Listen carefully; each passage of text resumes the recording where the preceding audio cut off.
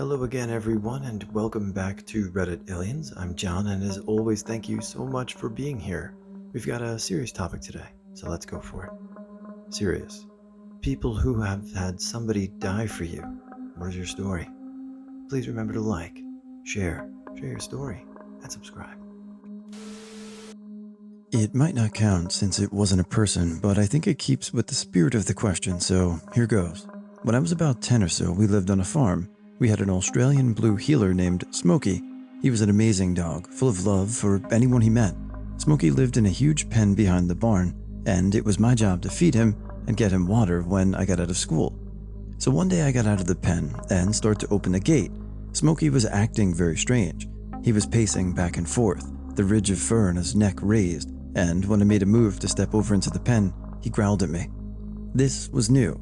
Smokey had never even growled at me when we were roughhousing, so something was up. I kinda stepped back as he bared his teeth at me. I was scared, and the first thing that crossed my mind was that he had been bitten by something rabid. So I closed the gate and started walking around the pen. As I moved away from the gate, he trotted along the fence, tongue lolling, happy grin on his face, just like always. At this point I was super confused, but decided just to push the damn dog out of the way and feed him whether he liked it or not. So I go back to the gate. Smokey follows, and once again as I made to step in, he started growling. I was only around 10 at the time, but he wasn't a huge dog, so I kind of pushed him with my foot to get him out of the way, and Smokey bit me. He lunged up and bit me right below the knee. I was wearing jeans, so it didn't break the skin, but I was scared shitless of my old friend. I fell backwards out of the pen and then ran for the house. I told my grandma something was wrong with Smokey, and that he had tried to bite me. She too was afraid of rabies, but since there wasn't puncture wounds on me, she decided to wait until my dad got home to figure out what to do. He got off work about 2 hours after this happened and immediately went out to the pen. He found Smokey dead, lying pushed up against the gate like he had been blocking it. In the lean-to, where I would have gone to get Smokey's food, he found not one but two huge rattlesnakes. When he looked over the dog's body, Smokey's face had swollen around the cheek. He had been bitten. I know it doesn't carry the same weight as if a human had consciously decided to die for me, but I know my good boy was keeping me out of the pen for a reason. My father. I was assaulted when I was 9. He confronted the man that did it, beat his ass. Man came back and shot him in the head. My mother has hated me ever since, so I lost 2 parents in one day. It has affected me in the sense that I'm hyper-vigilant in protecting my son. I've read the thread to this and would like to make something clear. I don't blame my mother, because I understand some things about trauma. I do appreciate the kind words some have offered. I got permission to tell this story. My cousin was swimming in a seemingly calm part of a river with a large group of people near his college. At some point, he went under the water and wasn't coming back up. Under the surface was a whirlpool that had caught him and wasn't letting go. His best friend dove in to save him and managed to get his cousin out of the whirlpool, but sadly got stuck himself. My cousin wasn't breathing when they pulled him out, and they spent several minutes before they could revive him. He's okay now. Sadly, his friend didn't make it. I never knew the kid, but I think of the sacrifice he made to save my cousin all the time, and will be forever grateful for it. My mom died giving birth to me. I didn't find out about the circumstances of her death until I was 7, and my aunt said something about it to me. It messed me up for a while. I often wonder what my life would have been like if she was around. I had very little female influence in my life. I was raised by my dad and 5 brothers. Dad just treated me like one of the boys, so I grew up working on cars and motorcycles. My dad has never dated anyone since. That sometimes makes me sad too. I look at all the joy my husband brings into my life and want that for him, but I think he's just done with that part of his life. My brothers will sometimes tell stories about her. It's really the only way I know anything about her. There are some pictures around too. People tell me I look just like her and have the same attitude. I just have to take their word for it. I'm older now than she ever was. I look at all the things going on in my life and I feel incredibly guilty for taking that away from her. It makes me want to live my life in a way that I think I would make her proud. He was a stranger. His death saved me and 3 others. The circumstance surrounding his death will never be completely known as mistakes were made during his medical care. At the time of his death, I had already been on an artificial heart for 11 months and was probably about 2 weeks from death myself. It had been a 3-year journey for me and my family. getting listed for transplant, and then sitting on that list was grueling. I was simply done. I received my heart on 11/1/14. Although the recovery still goes on, I'm alive and enjoying my life. His name was for Tim, and I now know his family.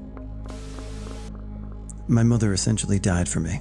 I was 3 months old. My mother was giving me a bath in the kitchen sink. My 3-year-old brother was in a high chair having dinner. My father had just come home from performing an home inspection and was finishing his paperwork downstairs before coming up to dinner. He heard my mother cry out his name in a tone that was off, is how he put it. He sprung from his chair, ran up the stairs to the kitchen to find my mother holding me in the sink with her head down. He snatched me from her hands. She immediately collapsed on the floor unconscious. She died 3 days later in the hospital of a cerebral hemorrhage. Her last act was to keep me from drowning in the kitchen sink. My brother witnessed it all and was scarred for a long, long time. I never knew my mother, but that is the personification of a mother's love. I know you guys still have a ways to go, but I've already read all of these stories, and I can tell you that this one got me a little choked up. So, a mother's love, there is nothing like it. Not the typical altruistic life-saving event, but I'll go on. I'm an identical triplet. We started out as quadruplets, but the fourth little homie took one for the team as he stopped developing sometime during my mother's pregnancy. This allowed the remaining clones to develop healthy and, well, utilizing the nutrients that would have been split by 4 down to 3. Pouring one out for you, Max. My grandfather at the time was 94 years old. My 4-year-old daughter got the flu, which he then gave to me. I was homesick with my daughter and I couldn't even take care of myself, let alone my daughter. My grandfather took care of the both of us. I remember waking up to him covering me with a blanket like when I was a child. He ended up getting the flu from us, and his respiratory system couldn't take it. He passed because he took care of me and my daughter, and it makes me cry every time I remember that. One day, I came home and my fiancé was gone. Detectives finally came and told me they found his body at the place he proposed to me at. They strung me on that it was a murder for months until they released his goodbye letter. He shot himself in the mouth, through the brain, because I'm not good for you. I want you to be an amazing mother, and I want child's name to have a good father figure. It's been amazing watching you grow into who you are. So here I am years later, still effing confused and hurt that he says he killed himself for me and for my daughter. Still not healed and never will be. I know this isn't what OP wanted, but it's what I got. My brother died from me 13 years ago yesterday. We were alone at a beach in Mexico, no lifeguards, while our dad was taking care of some business. The water had been rough the day before, but my brother wanted to take a swim, so we went in anyway. Messing around in the water with one of those disposable underwater cameras, we got distracted and didn't realize how far we'd been pulled out. Suddenly, we realized we were in a rip current and how big the waves around us were. Tried to swim back, but couldn't, and at this point I'm panicking, yelling for help, and telling my brother I don't want to die. He says, I won't, stays with me, and yells for help. Someone at one of the beachside restaurants finally notices us and jumps into the water with a boogie board. They swim up to us and tell us to hang onto the board. My brother and I are holding hands and the board together. One wave later, and we're ripped apart. That was the last time I saw him. I live for him every day. He was and is my best friend. It's unimaginable to lose a sibling the way you did, and I'm sorry. That's really all I can say about any of this. We sold drugs, and let's call him Jay. I got into it to help him out, but it was my choice all the way. We were just kids. I was 15. On our days off, we posted up outside a liquor store and just hung out, talked about whatever came to mind. Maybe we had some customers pass by, put some work in, but that wasn't why we hung out there. It was quiet. Nobody bothered us much, and we got to just chill. Apparently, he had a reputation I wasn't aware of with some other crew, because one day I saw a car around the corner after sunset with no lights on. They didn't stop, but slowed down around the store, and I thought, all right, sketchy customer, get the bags ready. Then the window came down and I saw the barrel stick out. I froze, but Jay was quick, got in front of me and brought me down while I just heard 2 shots, and then the car speeding away. I got grazed, but he got hit in the midsection and in the head. He was a lot taller than me, so the headshot missed me completely. He didn't die immediately. I held him and called 911. I don't remember talking to the operator. I just remember looking at him and being able to tell the second he died. It really is a lights out moment where they just aren't there anymore. I've recently learned that the name for what I did after that was called keening. moaning or screaming in response to someone's death. I just yelled and cried and screamed. It's been 12 years, and I'm fine now, but I keep his memory with me and realize that we put ourselves in that danger, so I take more responsibility for the situations I put myself and my loved ones in. Not exactly what you're looking for, but this past summer my family discovered that my beloved uncle had in fact embezzled the bulk of my grandparents' funds, $600K, over the last 9 years of managing their financial affairs. When I confronted him, he arranged to meet me the next day to turn over records. Instead, he wrote a note blaming me and overdosed in the place we were supposed to meet about an hour before the meeting. It's only by sheer chance that his wife found him instead of me. His wife 100% blames me for causing his death, and it's been a lot to process. Not me, of course, but a family friend with his wife. His wife had cancer, but was treatable through chemo and stuff, and thus he was always in the hospital with her for the last 3 months being company for her, that he eventually lost his job because he just wanted to be with her. The wife didn't know any of this, and just assumed he was given time off given the circumstance and such. Eventually, she did find out, and boy was she angry at him. How are you going to pay for the house and the hospital bills when I'm out? Blah, blah, blah. I was visiting her that day in the hospital, that day when she found out. Anyway, she demanded the hospital to stop treatment that exact date because she didn't want him to go into debt for her. She passed a week later, surrounded by her family and friends. Everyone was giving the husband a hard time because technically she passed for his sake. He eventually was able to recover, but he is very much a recluse now, and he blames himself for her death.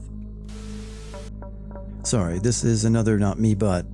When we were 7, my best friend's mom was at a bar not far from where we grew up. I guess a guy there was getting really rowdy, and the management asked him to leave. As he was being kicked out, he drunkenly yelled something along the lines of, "I'll come back and kill every person in this place."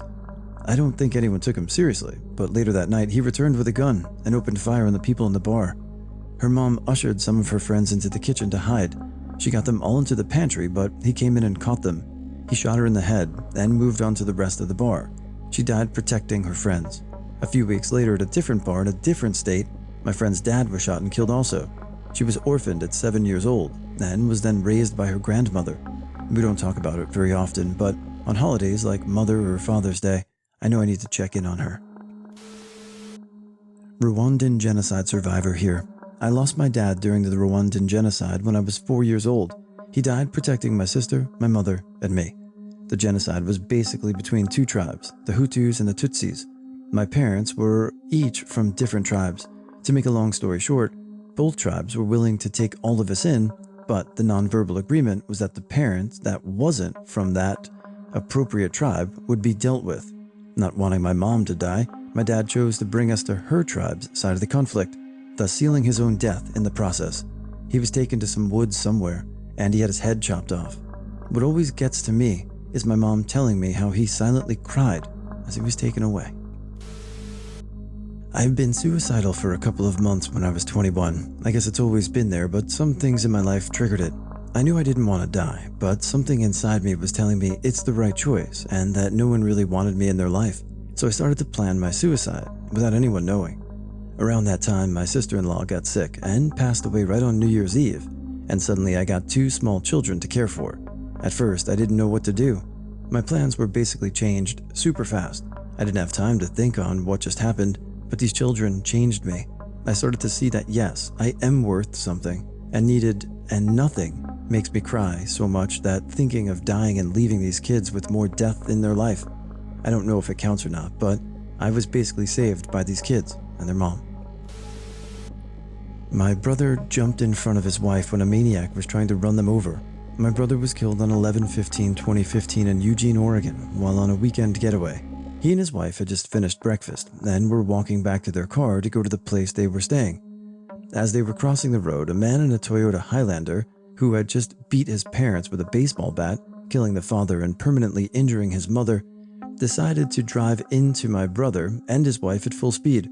According to the police reconstruction and witnesses, my brother put his body in front of his wife's and took the brunt of the impact. He was killed instantly, and my brother's body slammed into his wife, breaking nearly all her bones on the left side of her body. She lived. Rest in peace, Mark J. Sanford. A truly amazing man, brother, friend, son, stepfather, and husband. My father was an extremely hard worker, worked 6 a.m. to 5 p.m. 6 days a week. Then one day he had a heart attack and was dead for a few minutes. He was never the same after that. He changed. It's hard to describe, but he wasn't the same. I was 13 at the time. He came into my room and we were playing PS2 SOCOM online. He said to me he didn't want to come back after he died. That wasn't his decision. It was the doctor's. Then he told me how if we were to die, our family would be fine. He had hundreds of thousands of dollars worth of tools that he told me the company Snap-on would buy back. He also talked about other things, but this stuck out the most. A few months later, he killed himself. It's left a tragic for my family, and I feel so bad for them all. Now it's 13 years later, and my siblings are still messed up. We would trade anything in the world for him, but I try to remember that it was his choice. I'm so sorry that you had to experience that. But in one regard, I'm very grateful that your father was an honorable man like that to make such a choice. And I hope and I'm sure that every day you live for his memory. Brave guy. My mom was sick, and we had the option to get her dialysis, everything that cost thousands, and would bury our whole family in debt, but wouldn't heal her or ensure that she will live long, or she gives up and dies. She gave up and died. She saved us lots of stress and money, and in turn, I lost my mother at 16. American healthcare system. I was involved with some pretty sketchy people as a teenager and was part of a skinhead crew for several years. I'm no longer a racist or part of that lifestyle. When I was 14, I was leaving a show with a friend and walking to the bus stop because neither of us had our driver's license yet. A few guys came and started hassling us because our clothes and look made it obvious what we were. When he got swung at, he fought back, and they all piled on him. I tried to pull one off, and they turned on me and got me down on the ground. He ended up pretty much wrapping himself around me to protect me. I don't remember much, but I had some injuries and a collapsed lung from several broken ribs and had trouble shielding myself. I lost consciousness and woke up in the hospital, where I find out he died because we were both on the ground being kicked with steel-toed boots for a long time before anybody intervened. Only a few people know the story, because I don't like sharing that part of my life, and most of our friends who knew turned on me when I left that lifestyle. His parents blamed me, and I don't even know where he's buried because I was in the hospital during the funeral. The insane part was starting my freshman year of high school a couple of months later, like nothing had happened. During a strong earthquake, my grandmother used her body to protect a 4-year-old girl. A wall collapsed and fell on them. I'm told she broke her hip and arm, and her skull was open. She bled to death and passed from a heart attack. When they dug them out, all she kept asking about was the little girl and saying she's fine. The little girl thankfully survived with a broken arm, but couldn't understand what happened to my grandmother.